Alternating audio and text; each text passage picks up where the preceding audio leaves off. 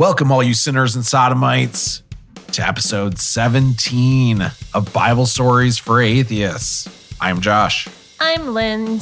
And we are your guides to the sacredly psychopathic stories, literally, literarily littering the Bible. This episode, we get into some more stories. Storytelling, specifically. Storytelling. The parables. We dig into Jesus explaining why he tells parables. Yeah. And it's very counterintuitive. He really just thinks we're dumb. Yeah. And also, this whole time he's like, I'm trying to save your soul. And then he's like, I don't want to save your soul. Right. Yeah. It's a weird telling of it. Yeah. He's going through a lot, this Jesus. This is real. He's going to struggle. This is his struggle bus years, I think, for sure. Struggle bus years. He's really looking forward to retirement. Yeah. That after all this. Cave's looking real nice right now.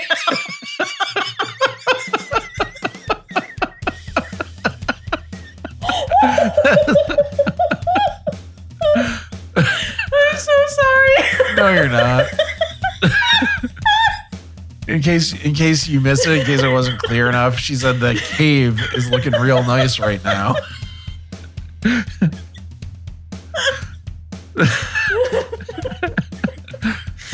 He doesn't even stay there for very long. Just 3 days, just vacation. Yeah, it's just a weekend stay. Yeah, he needed to get away from the multitudes. Yeah. And finally, he's like, "Fuck this! I'm flying home." He's just walking around. People are touching him to cure themselves of periods. Yeah. I need to get out of here. Yeah. Yep, we get a story about the woman with the world's longest period. Oh God, that is a horror story if I've ever heard one. Yeah, and we cover a famous demon possession. Yes, which was a very interesting one. Sure. As well. Yep. And Jesus not raising somebody from the dead. No, never. Yeah. Never from the dead. Yeah. Strap in, strap on for episode 17. The birds are Satan.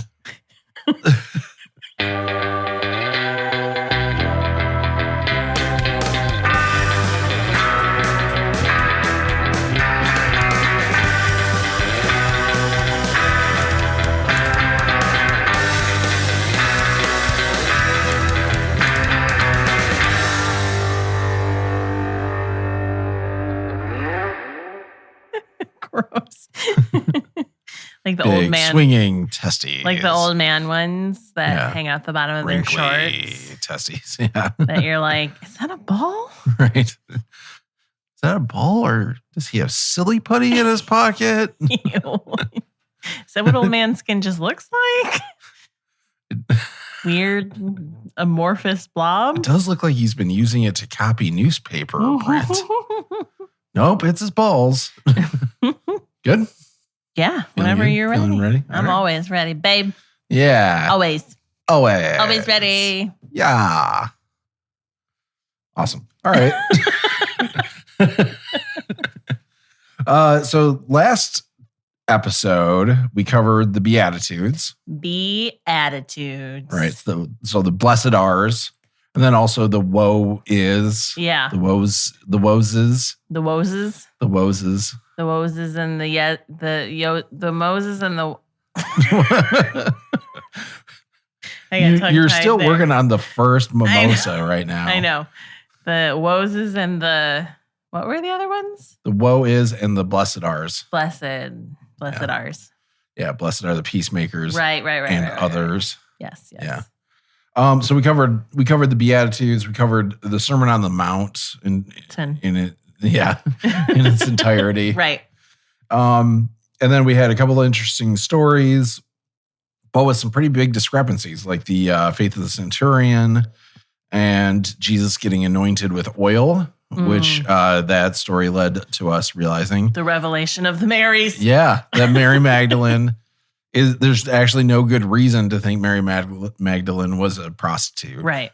And it's just because they're similar stories that are obviously not real. Right. One where a woman has somehow sinful did the same thing that Mary Magdalene did in another story. I'm highly offended that the Bible just presume people, not the Bible, I guess, people who read the Bible just presume that a woman being sinful means she's a whore. I know. I can sin in a lot of ways that are whorish. Right.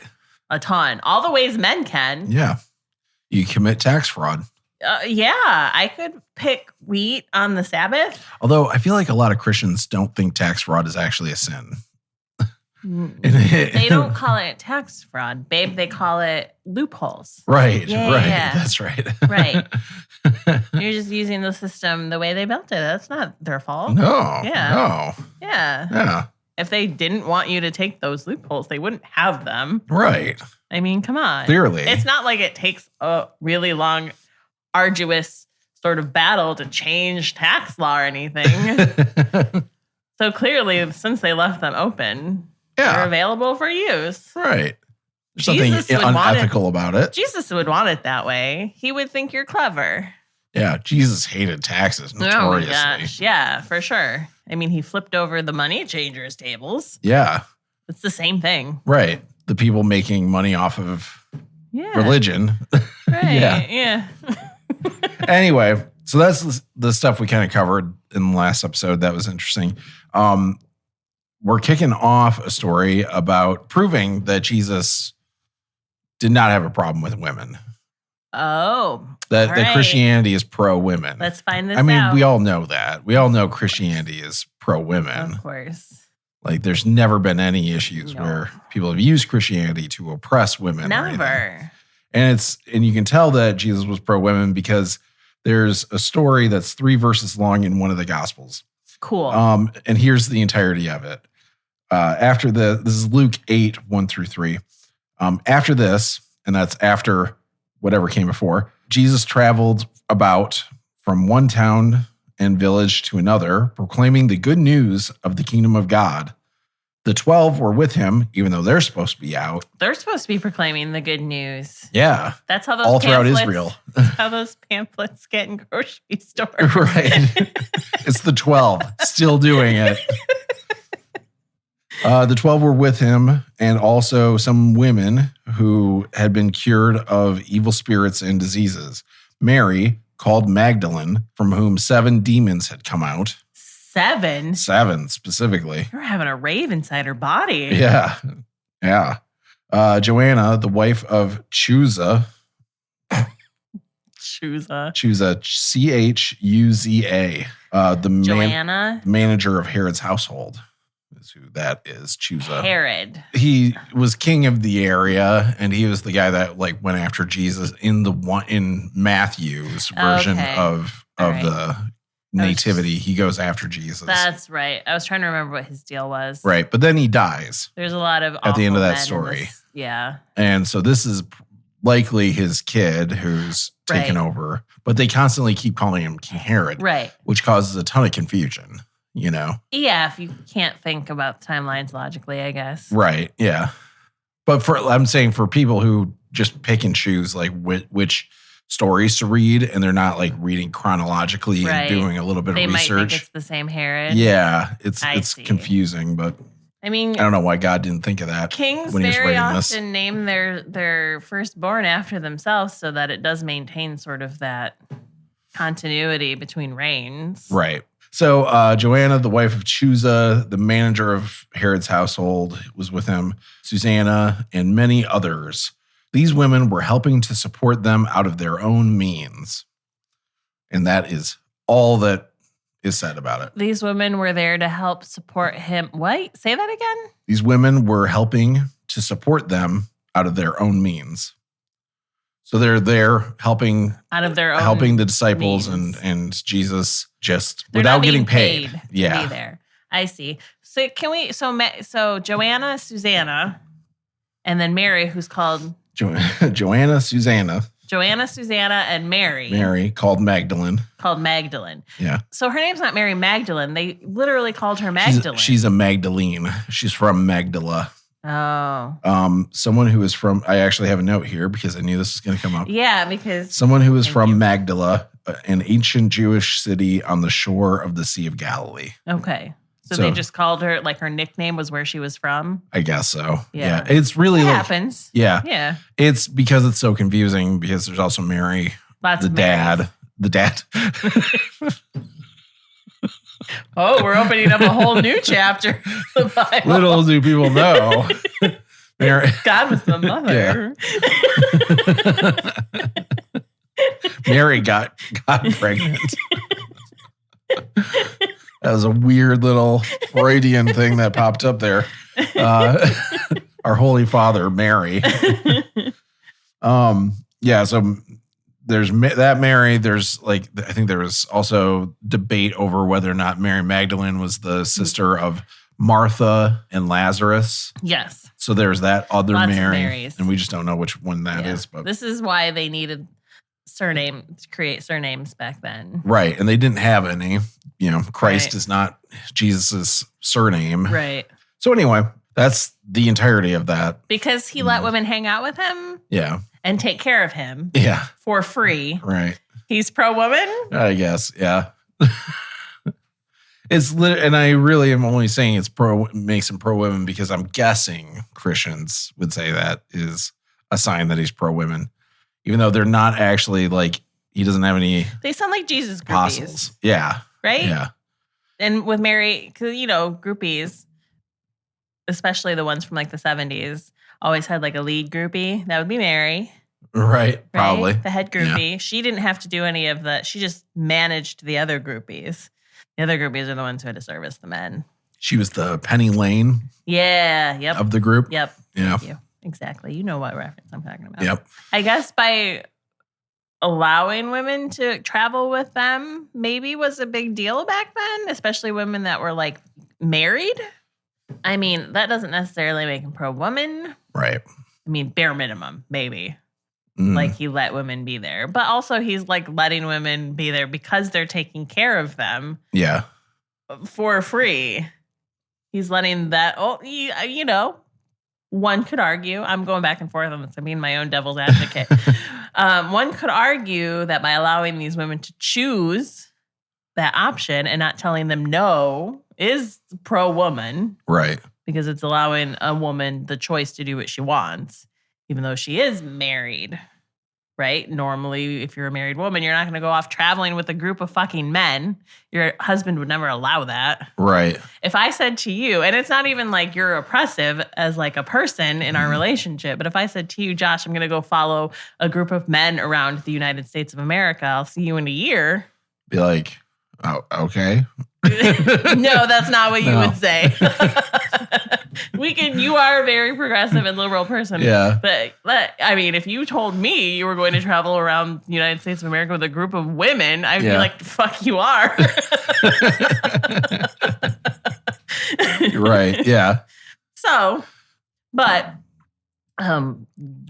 making it the argument that the Bible's pro-women, that and a few of the handfuls of other stories where women just appear.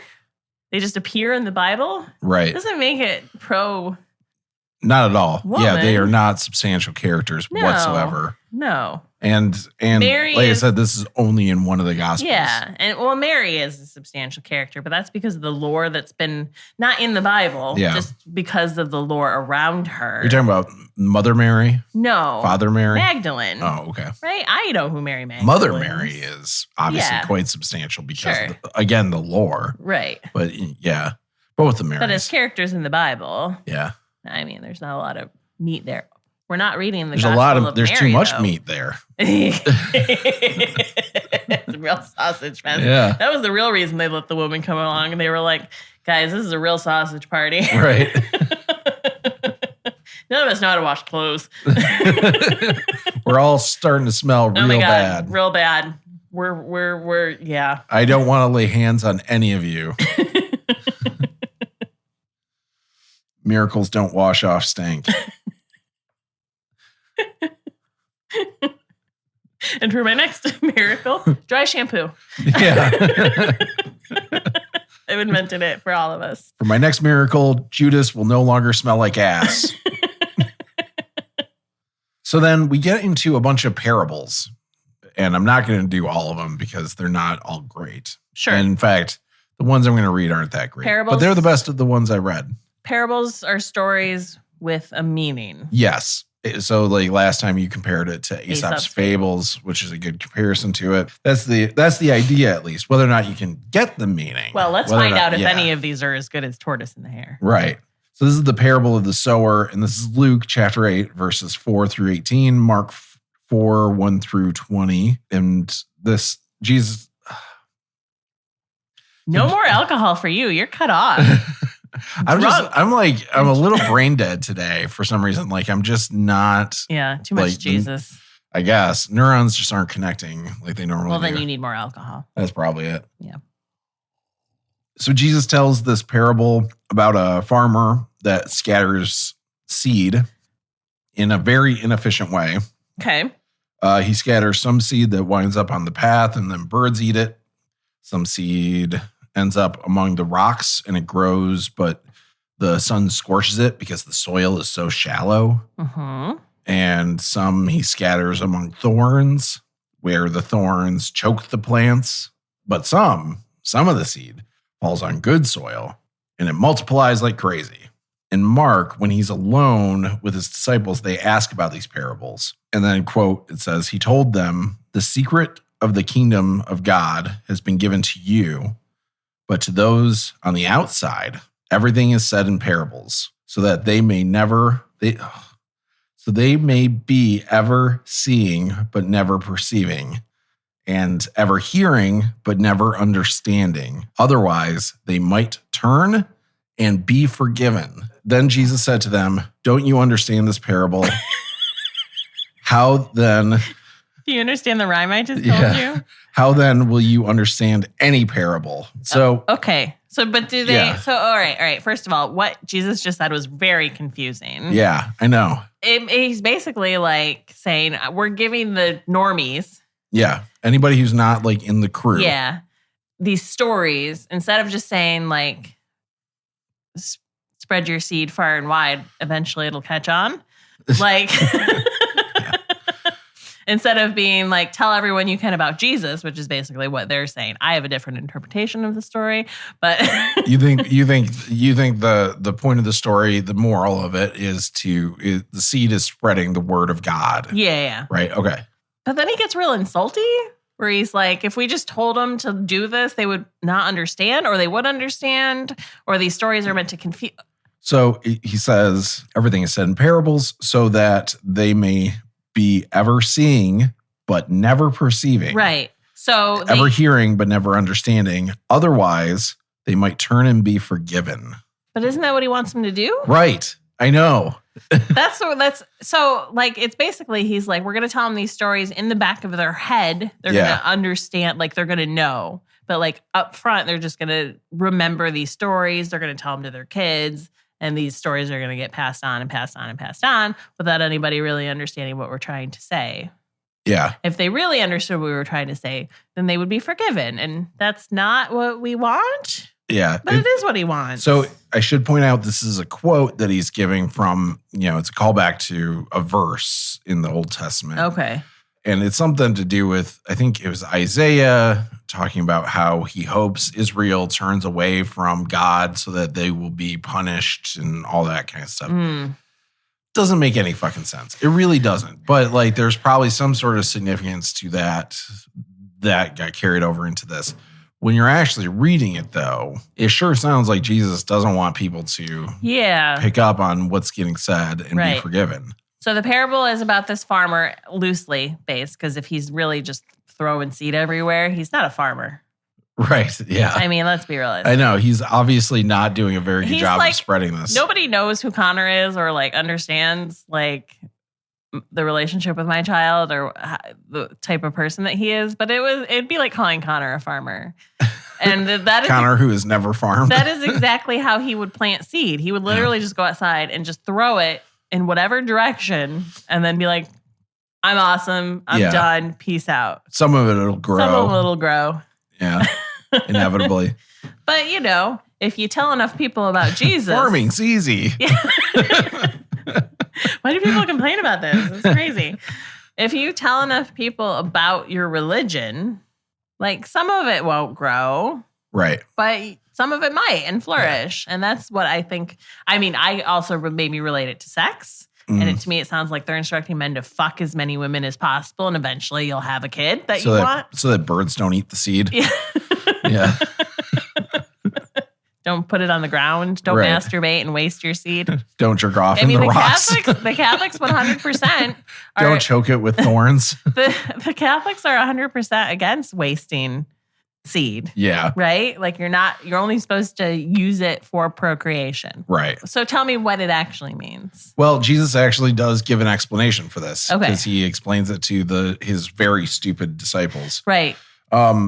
And this admittedly, is why he needs to tell them straight up what they need to hear instead of parables. And obviously, it's pretty clear that it is about spreading the word of God and everything. But I will admit, I didn't pick up on like the symbolism behind the birds or the rocks where the thorns were. And there is symbolism that is called out here. He explains that the birds are Satan, who take away the message of Jesus, before it really has a chance to take root. Gotcha. Okay. For some people, they get really into Jesus, then they burn out quickly because of persecution or hard times. And that's like the seed among the rocks with the shallow soil. Some people get caught up in the worries of life, and that's like the thorns. So like finances and stuff like that. Yeah, stuff that matters. Yeah. I know. Yeah, stuff that God should be helping you out with, right? In theory. But some people actually get the message and they spread it and stuff like that. So I was right. Yeah, you were. You were totally right. Yeah. And then he also said to fuck like rabbits. No.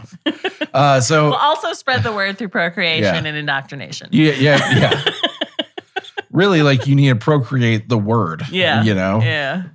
So one thing that was interesting here, and I kind of want to get more into this eventually, but because we will get into this later in the gospel, but there is this biblical scholar, Richard Carrier, PhD, that thinks this is actually the writer of Mark explaining how to read his gospel. Okay. That the gospel itself is a parable. Oh. And a lot of the stories within it are parables, even like if they're not presented as parables, like Jesus giving the parable. So Mark couldn't just write something straight up. He had to hide it behind nuance. Kind of. It's just like how Jesus is saying here, how it's for the people who are in the know, they understand what's going on behind these stories. Okay. For everybody else, like Romans being, who are persecuting them, they don't understand what the stories are about. They're wind talking. Yeah. Yeah.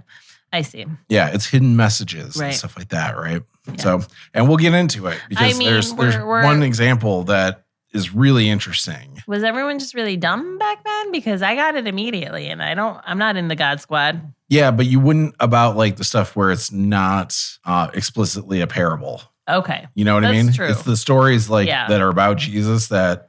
Then I'm just like, what the fuck? Yeah, really. And there's actually like a hidden meaning behind it. Okay.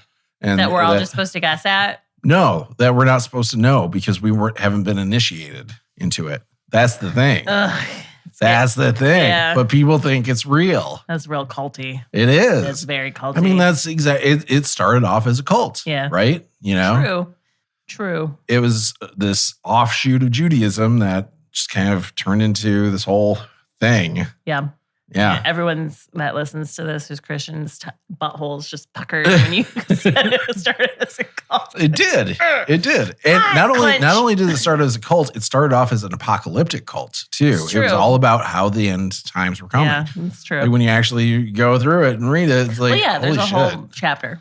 Yeah. And that was kind of a fad that was going on. Anyway, you go into it, but like it turns out that was kind of a fad of the time anyway, that the end times are coming. A fad of that time? Yeah. And it just kind of kept going. Yeah. So anyway, that was that whole thing. Then there's the parable of the mustard seed. This is Mark 4:30 through 34. And I'll just read it out because it's not very long. Again, he said, "What shall we say the kingdom of God is like? Or what parable shall we use to describe it? It is like a mustard seed, which is the smallest of all seeds on earth." Not true. I looked it up. Yeah, but back then maybe. Or just within orchids within their general knowledge. Like, as far as they're aware. Yeah. But you would think Jesus, all-knowing God, would know. I mean, you got orchid seeds are smaller. You got to change your like. If you said orchid to this group of guys, would they all be like, "What the fuck's an orchid?" Yeah. Like then you would lose the message. Well, why wouldn't he just not say that it's the smallest seed on Earth? That's true. You know, like you could just not say that. Okay. It is like a mustard seed, which is the smallest seed of all seeds on Earth. He could have just said of the seeds we know about. Right. Yet when planted, it grows and becomes the largest of all garden plants, which I have not fact checked, but I doubt that's even true. Mustard greens are really big. Yeah. Yeah. With such big branches that the birds can perch in its shade. With many similar parables, Jesus spoke the word to them as much as they could understand. He did not say anything to them without using a parable, but when he was alone with his own disciples, he explained everything. So the kingdom of heaven is a mustard seed. Yes. Because it's very small, but grows big plants. But grows big plants. So and birds, which are Satan, can perch on their branches. Perch on the shade of the branches. But not destroy the plant. I guess. I don't know. I don't know if birds are still Satan, but yeah, it was in the last parable. Right. The kingdom of heaven is small, which is a weird thing for God to say. Usually when deities are bragging, they don't go small, they go big. It's huge. Huge. Biggest of all kingdoms of heavens. But produces large plants. So what produces like big feelings in people? All I know is it's going to grow to be larger. It's going to grow to have like a whole Vatican. Yeah. A bunch of offshoots. Did you have one of those necklaces that had the mustard seed? I feel like I saw a lot of religious people when I was growing up had like mustard seed necklaces. I don't think I ever. It was like a mustard seed, like encased in like a little pendant. That they would kind of like the grain of rice. I don't think I ever saw those. You remember the grain of rice ones? I vaguely remember like people would engrave. They would get it written on. Yeah. But these weren't. But it was a similar aesthetic. Yeah. No, I never. I don't think I even saw the mustard seed ones or knew what they were. Okay. So tell me what it actually means. Oh, we don't actually get that. Oh, he doesn't say what it actually means? No, he doesn't. Okay. Having grown up hearing this, what were you taught that it meant? I don't remember even getting taught what this one means. I like when I read it though, to me it's right now we're small, but we're going to get bigger.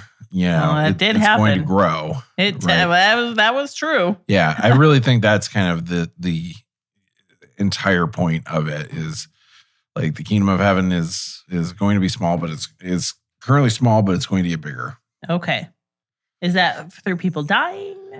Or like, do they just mean on Earth? I don't know. I don't think it really has much of a meaning to it, personally. I think it really is just whatever you want it to mean, you can make it mean that. Oh, here's what a very quick Google search has told me. Yeah. This is from the BBC of all places. The mustard seed was the smallest seed, but grown to a huge plant. This is Mark's third parable of growth. In this parable, Jesus teaches that although the kingdom of God started small with Jesus and the disciples, it would grow and spread across the world to unlimited numbers of followers. So yeah, that's what you said. So your understanding aligns. I'm smarter than his disciples. Yeah, because they didn't understand it. He said, right? Yeah. Yeah. Well, they couldn't see people are the main character in their own stories, so it's hard to see past that. Right. So, yeah. Just to defend the disciples a little bit. Right. he's kind of mean to them. Also, they probably couldn't read. Yeah. He's a little mean to his disciples. The people who've given up their entire fucking lives to like follow him around. Right. And he's kind of mean to them sometimes. Right. The ones that are probably feeding him and everything. Yeah. So the next one we're going to cover is the parable of the net. This is Matthew chapter 13, 47 through 52. It goes like this. Once again, the kingdom of heaven is like a net. It was like a mustard seed. Now it's like a net. A net. That was let down into the lake and caught all kinds of fish. When it was full, the fishermen pulled it up on the shore. Then they sat down and collected the good fish in baskets, but threw the bad away. That sounds terrible. Yeah. This is how it will be at the end of the age. Again, apocalyptic cult. The angels will come and separate the wicked from the righteous and throw them into the blazing furnace, where there will be weeping and gnashing of teeth. He loves the gnashing of teeth. Yeah. Yeah. Have you understood all these things? Jesus asked. Yes, they replied, probably lying, I'm guessing. Sure. Jesus. Yeah. He said to them, therefore, every teacher of the law who has become a disciple in the kingdom of heaven is like the owner of a house who brings out of his storeroom new treasures as well as old. Did he try to throw another little parable at the end of the net parable? I guess so, yeah. Therefore, every teacher of the law who has become a disciple in the kingdom of heaven is like the owner of a house who brings out his storeroom of new treasures as well as old. This is weird. I don't know. I don't get it either. The net thing is terrible. And that's an obvious meaning to it. But right. I mean, it's interesting, though, because the idea of a fisherman catching and only keeping the good fish makes sense. So, like, it's something, he's saying something kind of terrible, but, like, guising it under something that, like, well, of course a fisherman wouldn't keep the bad fish. What would be the fucking point? Right. Just throw them back in the water. Here's the difference, though. Is the fisherman didn't make the fish. Right. And that's the big difference between God and this. Josh, he gave us free will. Oh, yeah. Yeah. We chose to be terrible. He gave us free will, even though he knew everything that was going to happen. You know, we can get into the whole predestination debate if we want, but no, we don't have time for that. Yeah. Anyway, so that's a really weird parable he gives where it's like, oh, he just gets really cold-hearted. He does. About it. And we're all just fish. Right. You know? Well, in all of them, he's kind of brought everything down to like a much baser sort of level. Yeah. So far, Aesop's fables are winning. I know. They're a lot nicer. Not all of them, but they at least are like, for things that matter. Lessons that help you in actual life instead of being like, if you're wicked, at the end of time, you're the fish that's going back in the water. Right, yeah. And being wicked could literally just mean that, like, you worked on the Sabbath. I don't know. Unclear. It's really unclear about what makes you wicked. We're not sure. Yeah. Incidentally. But then he dies for all our sins. So, then no one's wicked. Incidentally, so we already covered this story, but there was the one where Jesus was talking about how the Sabbath was made for man, but not man for the Sabbath. Mm-hmm. You remember that, where he was kind of saying, it was when he was getting accused of healing people on the Sabbath, and he was saying it's not that big of a deal, basically. Yeah. And it says this is just something I came across after we read about this, but the verse says that the Son of Man is the Lord of the Sabbath. Yes. Turns out the word that they use for Son of Man and the word they use for man is literally the same word in Greek. So the verse really should read that man is the Lord of the Sabbath. So what Jesus is actually saying there, in theory, if Jesus even said any of this, is that people can decide what the Sabbath actually means. You know? And it's something that's just interesting that people who translate the Bible decide based on tradition that this is supposed to say the Son of Man. So meaning Jesus is the Lord of the Sabbath. But there's no good reason to say that. Gotcha. Just random thing. Nice. Just a random little thing I came across. And I was like, oh, I should measure that. Anytime we talk about the Sabbath and like doing things on the Sabbath, I really just harken back to when I was a little girl growing up north and how literally there was nothing open on Sundays. Nothing. Yeah. Zero things. Like you couldn't go to stores. Like restaurants were closed. Like everything was closed on Sunday. And like that's not a thing anymore. No. At all. No. In a very short period of time, collectively as a society, we were like, okay, well, that's not what it actually means. Right. So the next story I wanted to cover was where Jesus gets accused by his family. Is accused by his family? Yeah. So this is in Mark 3:20 through 35, Luke 8:19 through 21, Matthew 12:46 through 50, and John 15:14. Well, this is the only one that was that all of them? It's in all of them? Yeah, but it's some version of this. Yep, but the last ones you read were like in 1 or 2. Yeah, exactly. This is basically the story according to Mark. Jesus' family shows up when he's at this crowded house and they demand to take charge of him. And they say that he's out of his mind.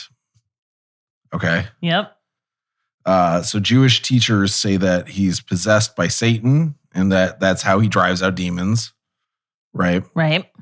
You heard that before. Yep. They've said that before. Jesus explains Satan can't drive out Satan, that a house divided against itself cannot stand. And I'm pretty sure we heard this speech in some previous story too. Like it was obviously a duplication. Then it says, then Jesus' mother and brothers arrived, standing outside. They sent someone in to call him. A crowd was sitting around him, and they told him, your mother and brothers are outside looking for you. Who are my mother and brothers? He asked. Then he looked at those seated in the circle around him, and he said, here are my mother and brothers. Whoever does God's will is my brother and sister and mother. So basically is almost in a way disowning his family. He's basically saying like, everyone's my family. Right. You know, who does God's will. I might be wrong about this, but I think this is coming after he got kicked out of the synagogue in Mark. Okay. You remember where they were almost going to throw him off a cliff? What? You remember that? Like he pissed everybody off at the synagogue, and then they were going to like throw him off of a cliff, and he slipped out in the crowd. It was very early on when we started talking about the Gospels. Yeah, I told you I wasn't committing this stuff to memory. Yeah. That way we can rehash shit over and over and over again. It's kind of a significant moment where they're like, oh, they wanted to throw him off of a fucking cliff. I actually don't even remember that part. Yeah. So he has brothers, which yes. Is this the first time that it was mentioned that he actually has siblings? It might be the first time we're covering it. Yeah. Okay. And his mom. And if I remember correctly, we're going to actually look at like in another story, it's going to list off his brothers. Oh, okay. Too. They come and roll up on him because they're basic. Oh, you know, like this shit happens nowadays, right? With people who are like in a bad way or in bad friend groups, and the family has to come rescue them. So they were trying to intervene. It was a whole intervention going on where they're like, he's out of his mind. Yeah. It's a weird story too, because it's like they show up. It sounds like they can't quite get to him because of the crowd and everything. They start saying that they're going to take charge of him because he's crazy. Mm-hmm. There's the whole thing with the Jewish leaders saying that he's possessed by Satan. And then it says that then they arrived again and they asked for him. And then they were able to somebody was able to be like, hey, your mom and your brothers are out here. Do they clearly don't cover why they think he's crazy? She knows he's the son of God. Right. Yeah. So it's not like they think he's crazy because he's out there saying that he's the son of God when he's not.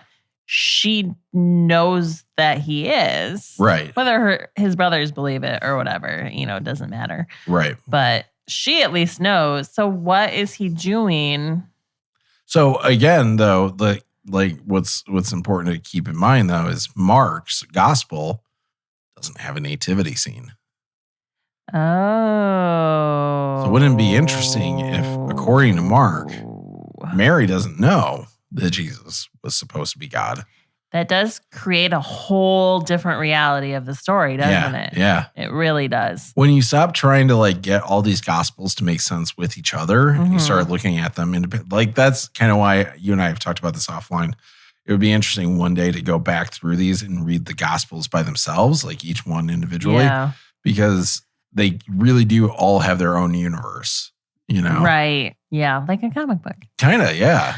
This is Earth 616. I have weird feelings about this story because, again, I'm relaying back to my head being like Mary knows, but as you pointed out, maybe she doesn't in this version of the story. Right.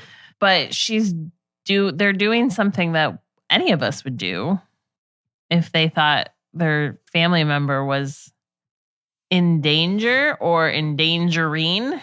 Yeah. And usually the family members are right. Yeah. You know what I mean? Like, you don't run into a mom who has a kid who's a heroin addict and be like, oh, she's blowing it out of proportion. Like the family members. He could quit anytime he wants. Right. The family members. Just blowing off steam. generally have a pretty solid grasp on their relative, their child, their sibling, whatever, to know that something's fucking wrong. Right.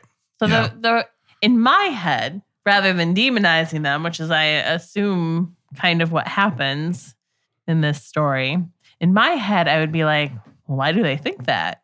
Right. There has to be legitimacy to it instead of being like, oh, it's just Satan. Yeah. Like trying to make people believe he's not the son of God or whatever it is they write it off to. Right. I feel bad for Mary in this story. Yeah, I know. It's like, I always kind of took it as it's a rejection of her. Yeah. You know, and... Mo, the Bible's super pro women, though. Yeah. Yeah. Super. Yeah. I mean, she's not just his mom. She's God's girlfriend, too. Booty call. Yeah. Oh, if we were going to get letters, it's probably going to be about that. He's not Zeus. How dare you? Yeah.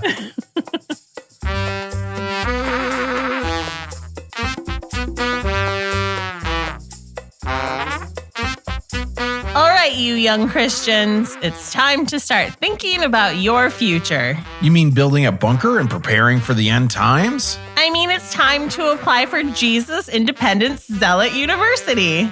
Oh, that's that school where all the cool Christian kids go. That's right. It's where you go when you want to have the college experience without all that pesky, sinful dancing. At JizU, everyone is real normal. It's where you meet your future husband or wife in a matter of weeks. And the bad kids are the ones who run off to get married without permission. Where there aren't any of those people. And there's a lot less of those people.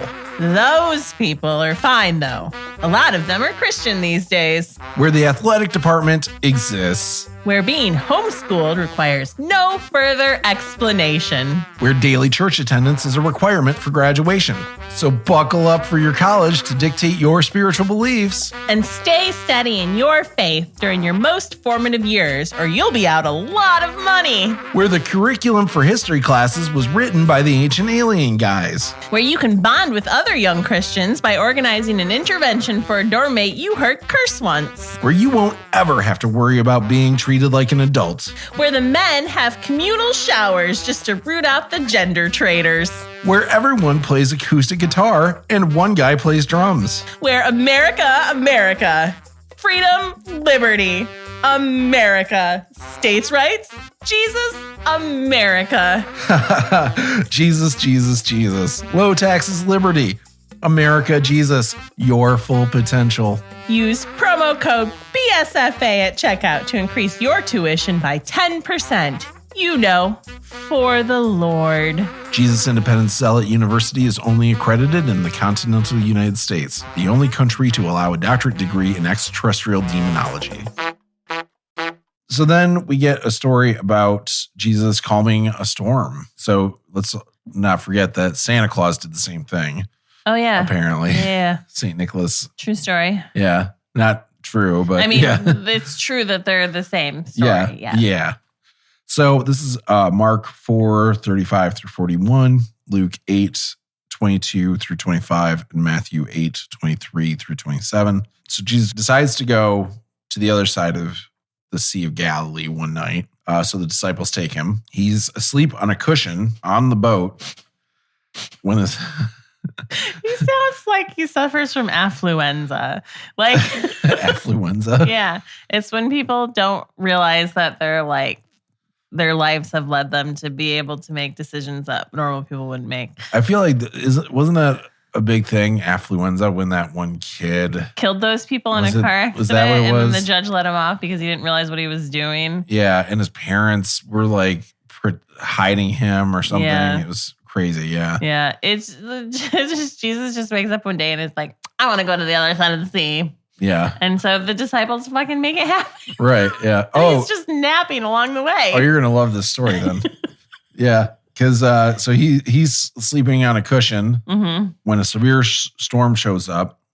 The disciples wake him and they plead with him to save them. And he gets up and shouts, "Quiet, be still." And then the wind dies down and everything calms. He asks the disciples, why they were afraid and asks if they don't have any faith. And I'm just picturing him being all pissed off and going back to bed. Oh my God. Seriously. Like if you could slam a cushion. Yeah. And they're just like, who is this? Even the wind and waves obey him. Are you fucking new? They're his disciples, Yeah. right? Yeah. They've seen him heal people. Yeah. I know. So he yells at the wind and it coincidentally calms down. Yeah. Which feeds into like I did that. Right. Yeah. But also like, again, he doesn't realize that just because he's fucking got God juju doesn't mean everyone else around him will survive drowning. Right. It's not like any Christian is able to do this. Right. You know, like people can't just stop storms. No. If they did, it would happen. Yes. All the time. Sure. There's a big winter storm going on on the East Coast right now. A lot of Christians out there could stop it. Right. They're just choosing not to. I guess so. Yeah, it's guys, I can't believe you woke me up for this. Yeah. Just wanted to take a nap. We're going across to see the other What, side. you couldn't yell at the waves?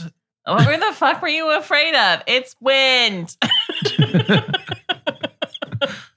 What's funny too is I like the way that it's said in the Bible that they just said he was sleeping on a cushion on the stern side, which I think is a side of the boat. I'm not stern the front. Where's the poop deck? That's underneath, I think. Yeah. So, but like the picture I have in my mind is that he's like literally like there's no below deck or anything on this boat. Like it's just a boat. It's a fisherman's boat.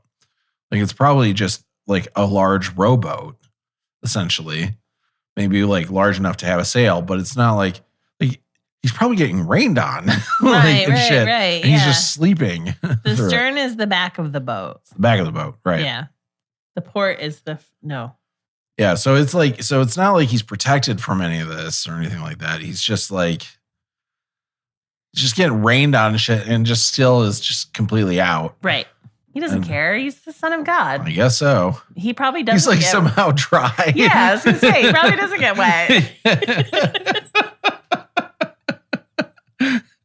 just like a God force field around him. Yeah. Only the spear of destiny can penetrate. There's like everybody's like terrified for their lives, and there's like angels cradling him to keep him from to keep him from like. And he's like, "What the fuck's everyone's problem? Why are you wet? Stop being wet." There's nothing that tells me the rain's wet. I don't know what happened to you guys, but as far as I can tell, it doesn't do anything. Just stop being wet. Yeah, Jesus. Just tell the storm to shut the fuck up. No, fine, I'll do it for you. Anyway, so that's basically the Mark version of the story, but in Luke and Matthew are pretty similar, except Mark is the only one who says it's the same day as when he said the mustard seed parable. The others have different stories ahead of this, so little discrepancy there. So they're sitting around a fire, and he's talking about mustard seeds, and then he's like, I want to see what the other side of the sea looks like. Yeah. Let's go. Let's go, guys. Right now. Yeah. But the weather is not looking good. I said fucking right now. But I just don't know what you don't understand about right now. I guess we can. Are you sure you don't want to wait till morning? I think I really am getting mad now. Put a cushion on that boat because I'm going to need a nap. No, you're all staying awake. You're staying awake.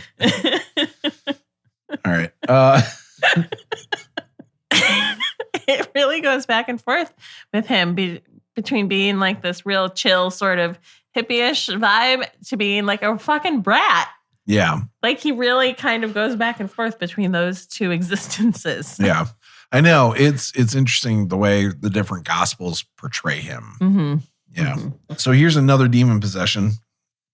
It's kind of a big one. Oh.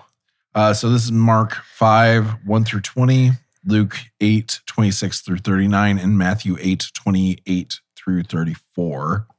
Mark's version, they end up on the other side of the lake. Yep. Right? The other side of the Sea of Galilee. But it's right after the calming of the storm. When Jesus gets out of the boat, a man with an impure spirit comes out from the tombs to meet him. The man lived in the tombs, and no one could bind him anymore, not even with the chain. For he had often been chained hand and foot, but he tore the chains apart and broke the irons on his feet. No one was strong enough to subdue him. Night and day, among the tombs and in the hills, he would cry out and cut himself with stones. When he saw Jesus from a distance, he ran and fell on his knees in front of him.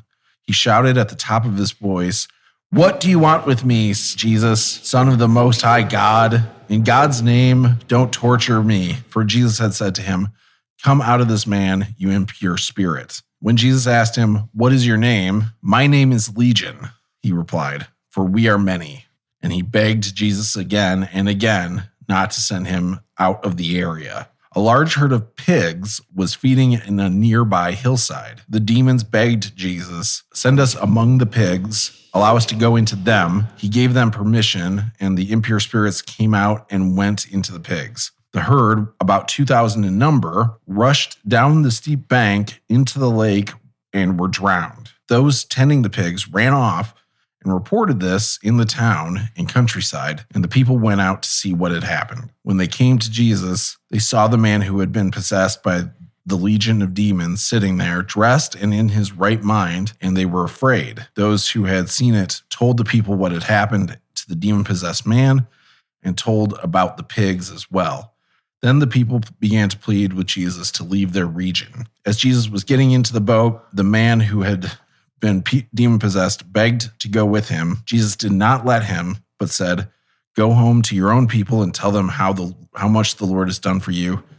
Oh, now he wants people to know. And how he has had mercy on you. So, interesting story. Yeah, I mean... I will just say, Luke is pretty much the same version as that, and then Matthew is almost the same as well, except it's 2 demon-possessed men for some reason. Well, I mean, it is a lot of demons. Yeah. Apparently. Yeah. 2,000 or so. Demons, it's just a random thing like that it's one guy in 2 of these versions and then 2 men in one version just for no apparent reason. Yeah. Well, he was probably sitting there like rewriting it, right? Whoever wrote it, and was like, one guy, 2,000. Yeah. I mean, 1,000 at the most. Right. There's got to be a limit.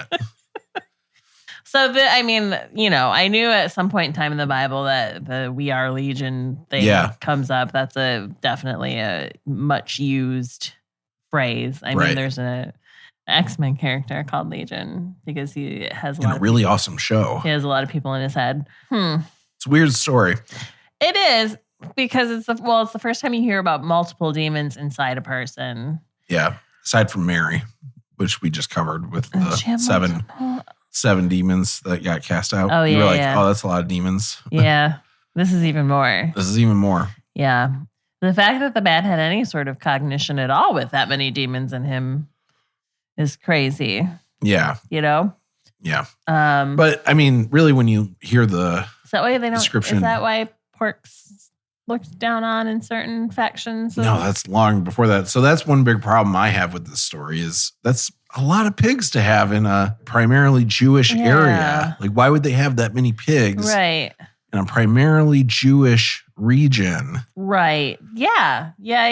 That 2,000 pigs. That's a lot of pigs. Because, like, pigs are pigs useful for anything else other than eating? Not really. I mean, you can use them to eat they make manure. Like, I don't even think pig manure is like the best manure. Yeah, I don't know. I mean, I guess if it's the only animal you have to make manure, then fine. I mean, ultimately, at the end of the day, you're They'll eat bones. like it's a good way to get rid of people. Yeah, like I'm pretty sure the only reason people ever farm pigs is because of eating the pigs. It's like, I mean, it's almost giving an excuse to the reason why Jesus was compelled to go across the sea. Like maybe he was being called to come do this. Yeah. This is the only thing we find out about with him on the other side of the sea. Yeah. There's a man over there who's possessed by a lot of demons. Yeah. Who they try to chain up, and he keeps breaking the chains because of all the demons. Right. And then everyone's mad at Jesus for getting rid of all the demons. They're afraid. Yeah. Because he got rid of all the demons. Oh, because he killed all the pigs is why they're mad, really. Maybe. But like, now the pigs had demons in them. Do you want a demon pig? Right. Yeah. No, you don't. But do you want to clean up 2,000 dead pigs in your... You don't have to. They're in the lake. Yeah. It's fine. The problem is taking care of itself. Yeah. It's going to really kill their tourism in the area, though. All these dead pigs. Just washing up on shore. Shore pig. What the hell happened? I wonder if demon-possessed pigs taste better than non-demon-possessed pigs. Probably. They're even porkier. Saltier. Yeah. Yeah, that sulfur. It's interesting, the description of the demon-possessed guy, like that he's crying out, he's running around naked, he wants to go to, I think in some versions, they make a bigger deal out of this, that he refuses to be around people. He wants to go off into solitary places, which is why he ends up in the tombs. It sounds very much like a schizophrenic person. He's cutting himself, with sharp rocks and stuff like that. It's obviously, like, I don't think the story is true, like, obviously, right. But I think the inspiration behind the story is describing people with schizophrenia. Sure. It's not like schizophrenia just popped up randomly in like 1905. Right. Yeah. Yeah.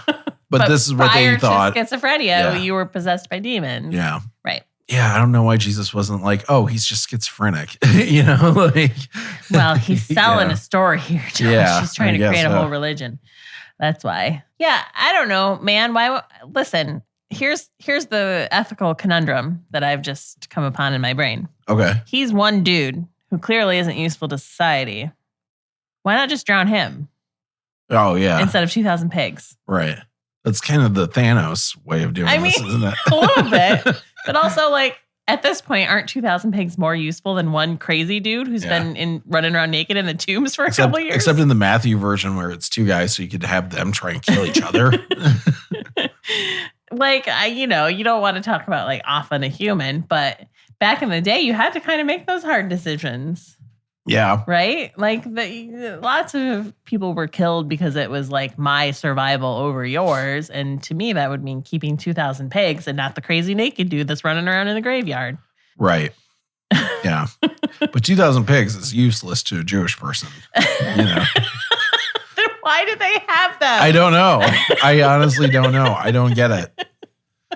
It's a really, that really stood out to me this time. That's why there were 2,000 of them, because they weren't killing any of them. I know. It even specifically says that there were pig herders, that they're the ones who took care of the pigs that went out and told everybody about it. So it's not even like they were wild pigs. Right. Yeah. This next one is about a guy's daughter. Is that the only time it ever comes up about them being legion? Yeah, that's it. So all of the shit that's around that phrase, it's crazy. Yeah. Pop culturally, even just if you just look at that, how much shit has come from just that one phrase. Oh yeah. Of "We Are Legion." Yeah. It's the best written demon possession story, I think, in the Bible. Yeah. Like, I think this is the one that you Not get the most one that detail. we made up where Jesus gives him weed. or the one where he's complaining about hot asshole, smell of hot asshole. I think we've done way better than "We Are Legion."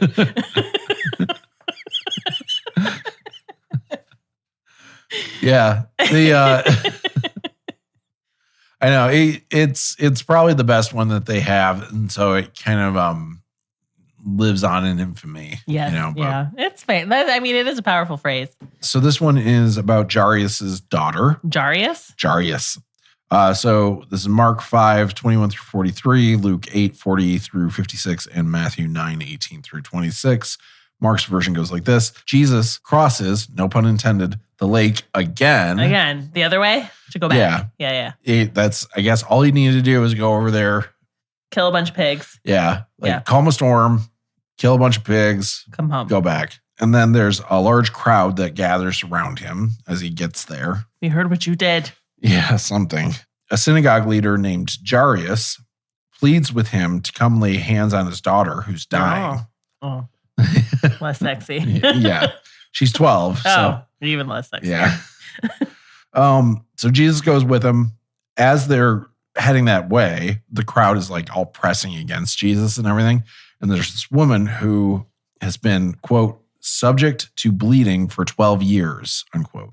Oh, man, that's a long period. Yeah. So for a second there, I thought you just meant like that's a long period of time. Oh, no, that's a long period. Yeah. And what's interesting to me about this, too, is that the daughter is 12 years old and then she's been bleeding for 12 years. Like, I wonder if there's something to that, you know? It says that she saw doctors, but it just keeps getting worse because they're probably like, leeches, more leeches, you know, or something. Right. Instead of like, let's perform a hysterectomy, which is not a thing. Yeah. Her uterus is trying to kill her. Yeah. She's clearly hysterical. Clearly, your humors are out of balance. So she comes up behind Jesus and she touches his cloak, and immediately her bleeding stops. Oh. I don't know who's checking that, but Jesus realizes, quote, that the power has gone out of him, unquote, and he asks the crowd who touched him, you know, and they're all touching him, obviously. But this is another example of Jesus not having perfect knowledge, because he keeps looking around trying to figure out who touched him, and he can't. He doesn't know who he healed. Right. Which also means like Jesus doesn't need to actively like heal somebody. You literally just have to touch him. Yeah. And you're healed. Yeah. Well, that's the word I would not want to get out. Right. Yeah. That's why he keeps telling people not to fucking talk about it. Right. Yeah. Because if it gets out, you don't even need his consent. Yeah. You just need to touch up on him, and whatever's wrong with you will be healed. Right. We don't find out, though, if that's the case for the apostles, you know. Oh, if you can just touch them. Also, we don't even know that they can actually heal anybody. It said that they could, but I mean, we never hear about it in the Gospels. Screenshot or it didn't happen. Yeah. The woman falls at his feet, and he's like, "Your faith has healed you." While that happens, people from Jairus' house come and tell him that his daughter is dead. Oh. So he healed this woman and then the girl died? Yeah. Like while they were getting there, the girl had died. It makes it sound like this girl and this woman's vagina are tied together. It does, doesn't it? Mm-hmm. It's an interesting thing. I wonder if there's something to it. But Jesus tells Jairus not to be afraid and have faith. Oh, he raises her from the dead. Jesus goes to Jairus' house, but only lets Peter, James, and John specifically come with them. People are crying and wailing loudly at the house. He goes in and says, "What's up with all the wailing?" Yeah. This is another one of those instances where Jesus just doesn't understand the way normal people think. It does kind of sound like you could almost picture Mark Zuckerberg. Yeah, somebody notoriously with Asperger's syndrome. Yeah. Why is everybody crying? Yeah. And so he goes, he says the kid isn't dead, just asleep. Oh, she's in a coma. That's what he says. Yeah. Yeah. And they laugh at him, which is like a weird reaction. It is. But, grief does a lot of weird things. Yeah, I guess. So Jesus sends everybody out except for the parents and his disciples that were with him.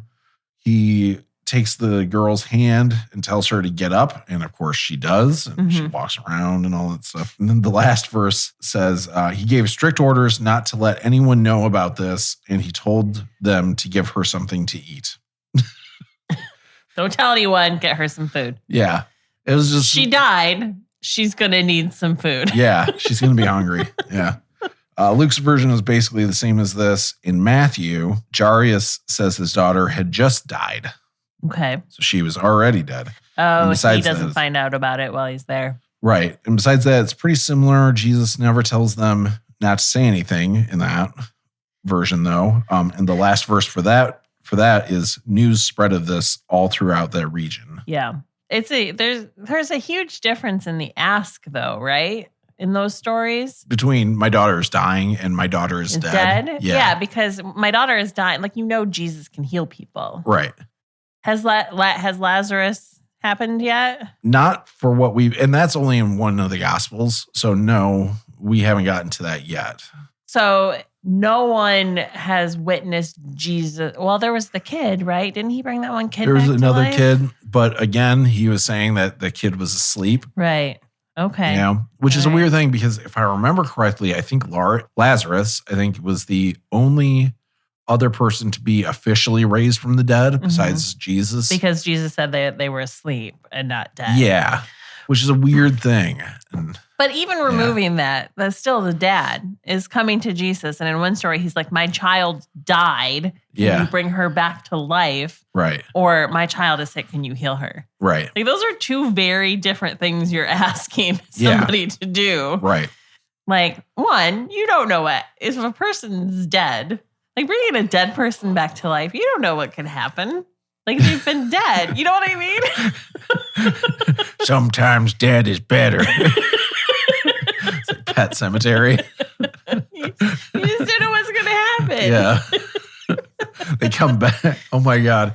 I wish she would come back and she was like, something was off about her. Yeah. like she starts killing animals and stuff like that. Like, I feel like in The Last Temptation of Christ, even with Lazarus, when they brought him back in that, like he wasn't real off, but something was off about him in that movie. Jesus? Lazarus. Oh, Lazarus. Something was off about him. I don't remember him very well. He looked real zombie-like, sort of like he never really came back to full. Yeah.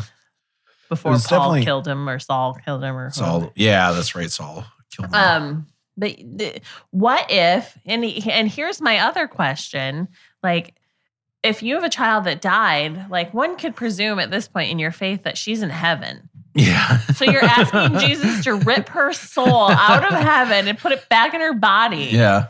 And if I were Jesus. Nope, you're back here now. Yeah. Like you're going to stay with us forever. I think it was in Supernatural, the show, where they brought someone back to life. I know they did it in was Buffy. I know they did was in Buffy. She was like, she was in heaven. Yeah. So there was a couple times, I think, at least a couple times, because, you know, it was a long show. They only had so many things they could do with it, that she ended up going to hell and they would have to bring her back. Right. But then there was this last time that she had died. Like she legit died though. Where I think the other times it was like demon involved or whatever. Well, I think she had died, like something had happened in her life where now all of a sudden, like when she dies, she actually could go to heaven. Right. You know, like she had made it in and everything. And then they brought her back and it came out that like she had been in heaven. Yeah, it was during that musical episode, wasn't it? Yeah, the awesome musical episode. where she lets everyone know that they ripped her out of heaven, basically. Yeah. So now living on Earth is like hell to her. Right. Yeah. Right. It's brilliant. Yeah. And that's what they in one version of that story. Yeah. I mean, I'm pretty sure this girl went to hell. I mean, we have no reason to believe otherwise. Right. So she wasn't a Jesus believer. She probably was after this, but so yeah, that's that weird story. And then we've got a couple other ones. I didn't want to get too deep into these because we've, just trying to blow through some of it, but we did get one where, again, Jesus gets rejected at Nazareth. It's only the second time. I think he'd stop going back there. Yeah, it's the second time in Luke because Luke is the only one that had the first rejection. But in the other stories, it's the first time. Right, exactly. This version is a little bit more just like, hey, we know that guy. Isn't his mom Mary and his brothers are Simon, James, Joseph, and Judas, which was interesting that he has a brother named Judas. Well, all of them are names of the apostles. Except for Joseph. Oh, Joseph's named after his dad. JJ. Joseph Jr. Joseph Jr.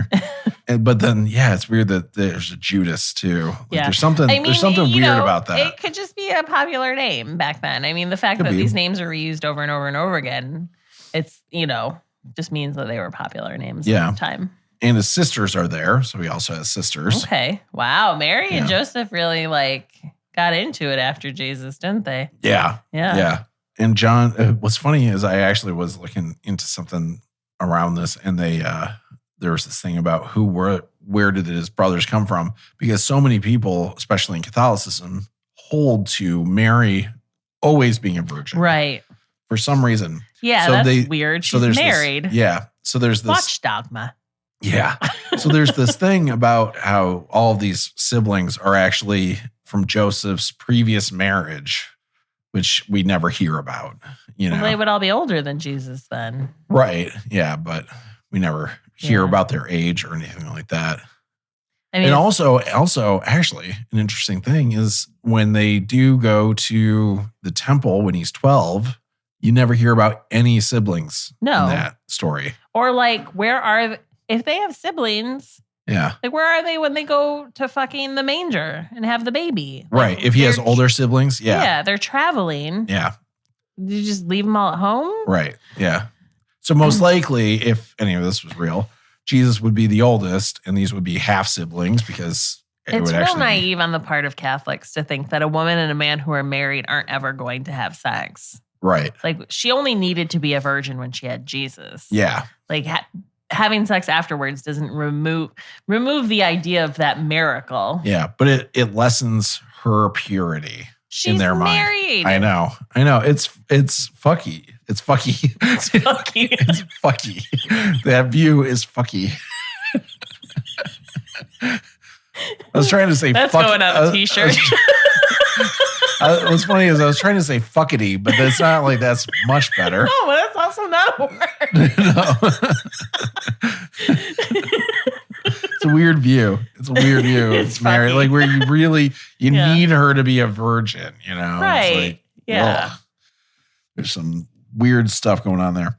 There's also sending out the 12. Remember how there's that whole thing about not taking any supplies when you go out and all that stuff. There's a shorter version of it that shows up in Luke that doesn't have any of the you're going to make enemies of your family stuff. Right. None of that just go stuff. Out and spread the word of God. Yeah, and don't take anything with you. Let the people provide. Yes, exactly. It's all that stuff, but that's it. And then the last story I wanted to cover today is John the Baptist getting killed. Oh, no. I know. Right after him sending out the people again, sending out the 12 again in Luke chapter 9, now Herod, the tetrarch, heard about all the things that were going on, and he was perplexed because some were saying that John had been raised from the dead, others that Elijah had appeared. Elijah was a prophet from the Old Testament. And still others that one of the prophets of long ago had come back to life. But Herod said, I beheaded John. Who then is this I hear such things about? And he tried to see him. So that's in Luke. And then in Matthew, chapter 14, 1 through 12, it says, at that time, Herod, the tetrarch, heard reports about Jesus, and he said to his attendants, this is John the Baptist. He has risen from the dead. That is why miraculous powers are at work in him. Now Herod had arrested John and bound him and put him in prison because of Herodias, his brother Philip's wife. For John had been saying to him, it is not lawful for you to have her. Herod wanted to kill John, but he was afraid of the people because they considered John a prophet. His brother Philip married a woman with the female version of his brother's name. Yeah, and it was like, this is going to work out great. I don't see any problems coming up with this.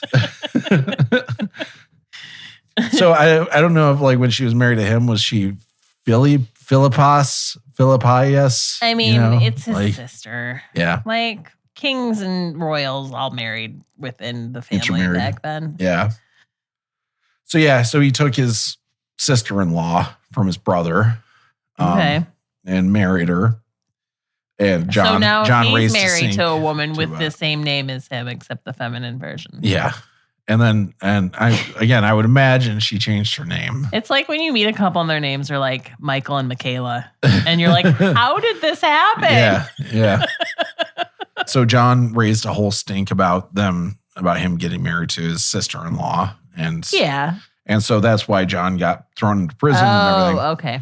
And then it goes on to say, on Herod's birthday, the daughter of Herodias, so I'm guessing this is from previous marriage, right, danced for the guests and pleased Herod so much that he promised with an oath to give her whatever she asked. Prompted by her mother, she said, "Give me here on a platter the head of John the Baptist." The king was distressed, but because of his oaths and his dinner guests, he ordered that her request be granted. He couldn't back out of a promise in front of all those people. I guess not, yeah. And had John beheaded in the prison. His head was brought on a platter and given to the girl who carried it to her mother. John's disciples came and took his body and buried it. Then they went and told Jesus. So that's the story of how John the Baptist is killed. Wow. This is incidentally why Jehovah's Witnesses don't do birthdays. Because it was Herod's birthday. Really? Yeah. That's the whole reason why they don't do birthdays? Apparently there's this, and I guess there's some other place in the Bible where it talks about birthdays, and something bad happens there too. And so everyone's birthday is cursed? Yeah. Birthdays are just bad but news. Nothing bad happened to Herod on his birthday. Something bad happened to John the Baptist on Herod's just birthday. bad stuff happens on birthdays. I mean, everyone else could probably say that it was a fine day. The only person who had a bad day was John the Baptist. Right. Yeah. And he was probably really old by then, right? John the Baptist? I don't know. I feel like he was already pretty old when him and Jesus met up. Am I just thinking of this from movies? Yeah, we don't really know how old they would have been. We know he's older because his parents had him before Mary had Jesus. Yeah, but not that much. That's true. Yeah. That is true.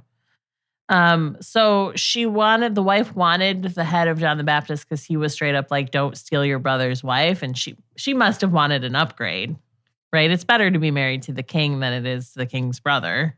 Right. So the fact that he was like, you shouldn't be doing this, she was like, shut the fuck up. Right. Yeah. So it's interesting because it's not in this version, but it must have been in the Mark version. He says he will give her anything she wants up to half of his kingdom. And all that is asked is for the head of John the Baptist. Wow. And it's like, really? That's that guy? Yeah. He would have probably died in prison. Right. It's really weird. Unless, I would have immediately gone for half the kingdom. Yeah. It makes you wonder how fervent his supporters were. Like maybe the fact that he was like, this is against God's will, the fact that you took your brother's wife, like maybe there was like an imminent threat of violence from his supporters because they weren't listening to him. Right. So, I mean, it feels like something that would happen in an episode of Game of Thrones a little bit. It does. It totally feels Game of Thronesy. Yeah. Yeah. For sure.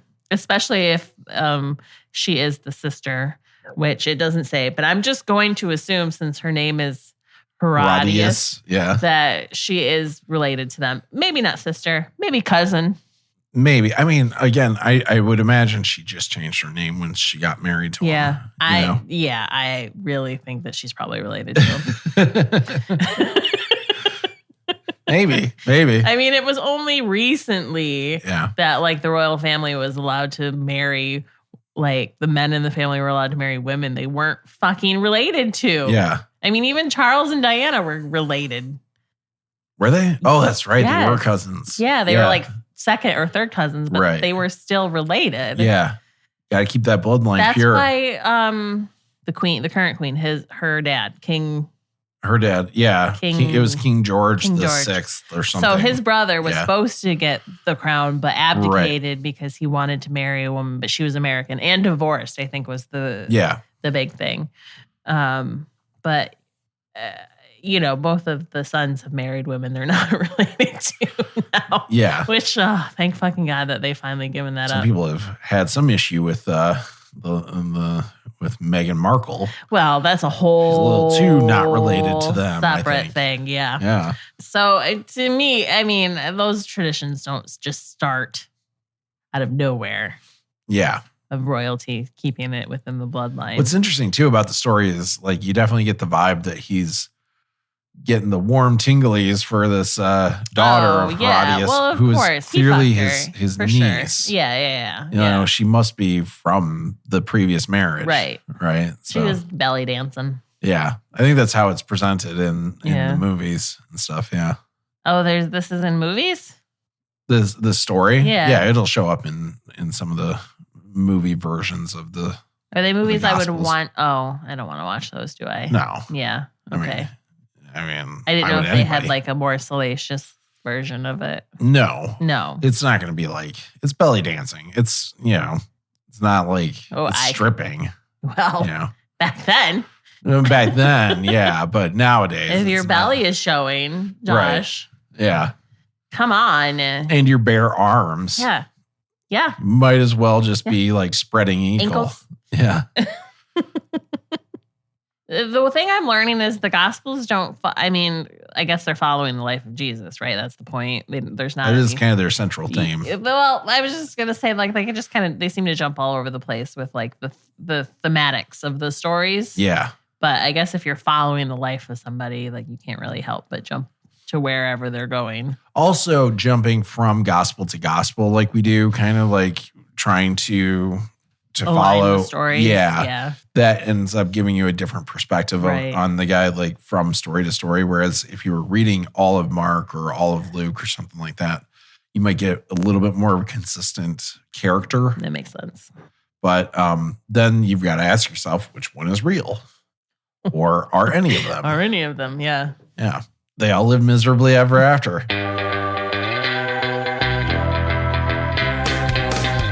Thank you so much for checking out our podcast.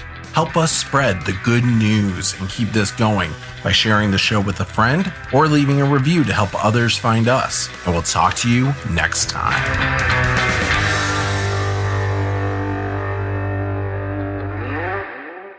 It's getting cold in here, so put on all your clothes.